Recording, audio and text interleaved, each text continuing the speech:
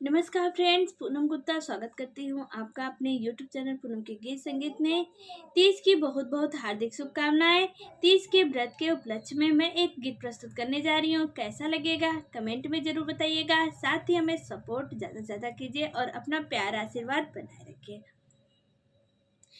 व्रत करने भुखने काए गो मारे भोला, तबे पौने सही दुल्हा दिलदारे भोला। बनल रहे सही से नूरा सिंगारे भोला, बनल रहे सही से नूरा सिंगारे भोला। व्रत करने भुखने काए गो मारे भोला, तबे पौने सही दुल्हा दिलदारे भोला। बनल रहे सही से नूरा सिंगारे भोला, बनल रहे सही से नूरा श्रृंगारे भोला। तो से बिनती करिले बारे बारे भोला, तो से बिनती करिले बारे बारे भोला। खुशल खुशल रखिया घर परिवार भोला, खुशल खुशल रखिया घर परिवार भोला। बनल रहे सही से नूरा सिंगार भोला, बनल रहे सही से नूरा सिंगार भोला।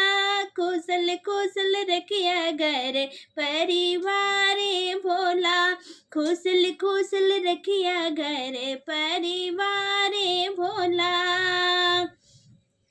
थाली में सजा के ली रोरिया चंदनमा, फल बेल पतरी से करला पूजनवा।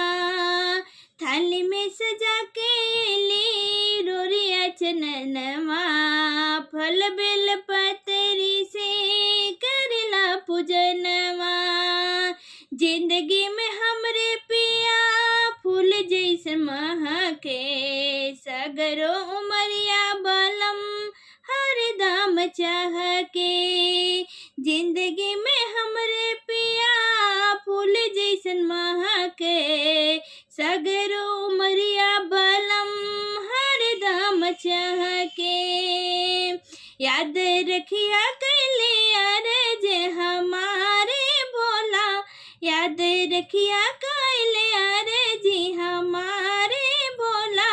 होई हमारो पे बड़ा उपकार भोला, बनल रहे सही से नूरा सिंगारे भोला, बनल रहे सही से नूरा सिंगारे भोला। व्रत कैनी भुखनी काए गो मारे भोला, तबे पौनी सही दुल्हा दिलदारे भोला।